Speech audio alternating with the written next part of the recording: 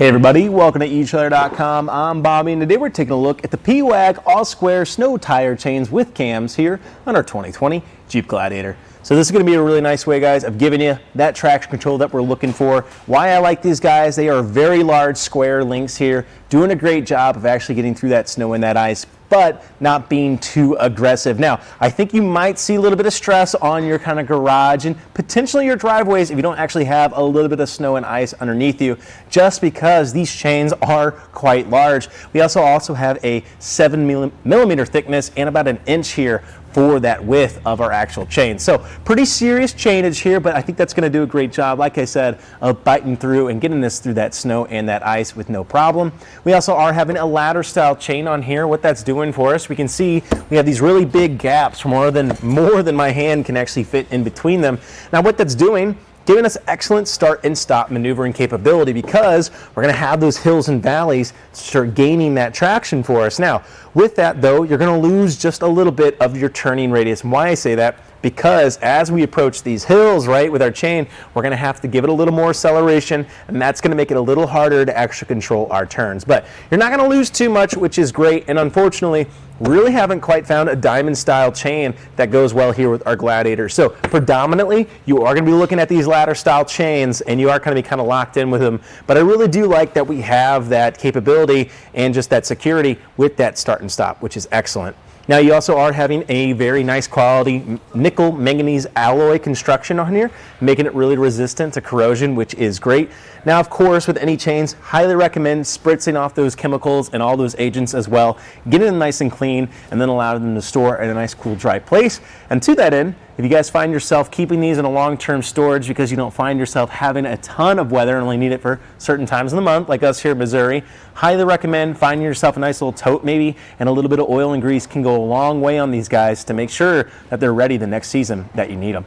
What I like about these two, we do have our cam system here, making it actually a lot easier to get these installed. Now we're still gonna find ourselves on the ground kind of getting the thick of it. And again, I think we might have a little bit of a hard time putting these on in our garage, just in terms of not wanting to damage our floor. Now it's nothing like a V-bar or stud link to actually start doing damage, but it is something I'd be a little conscious of. So might have to find yourself out in the weather of actually putting them on, but we're gonna show you guys that install in just a second. Definitely doesn't take too much time, which you do love to see. To begin our installation, what we want to do, just lay out our chains just like so. What we're looking for here, any kind of kinks or binds that our chain might have gotten by being in storage. Now, a lot of times it's just going to be a simple little turning of your chain.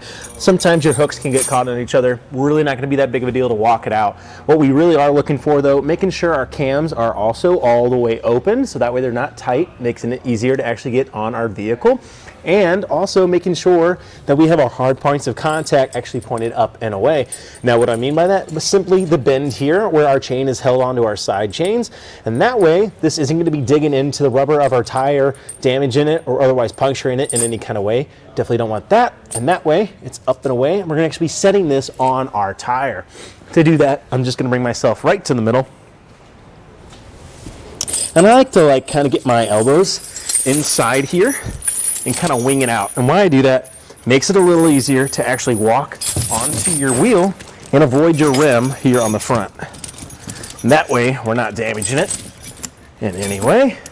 And now we simply want to seat our chain. Looks like I need to shift a little backwards here, away from the front of my vehicle.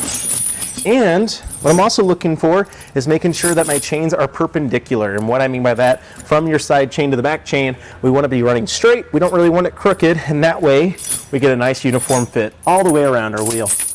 But now that that's made and I've gotten my connection points ready to go, we need to bring ourselves on the inside of our tire to make our first connection.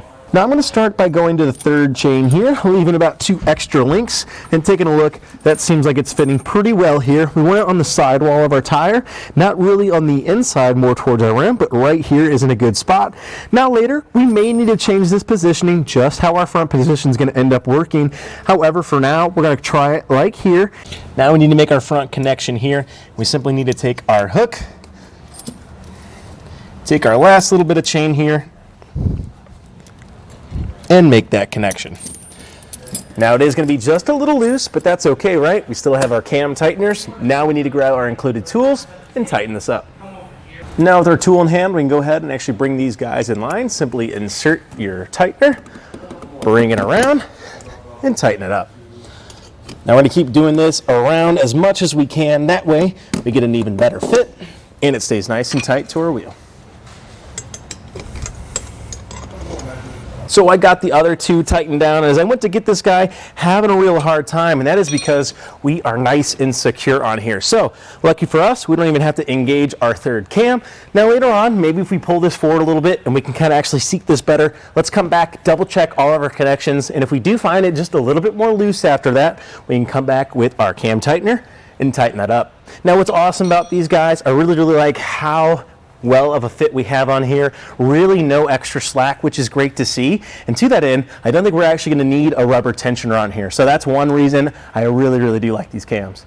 Otherwise, I think that about does it for our look here today at the Pewag all square snow tire chains with cams here on our 2020 Jeep Gladiator. I'm Bobby. Thank you for watching.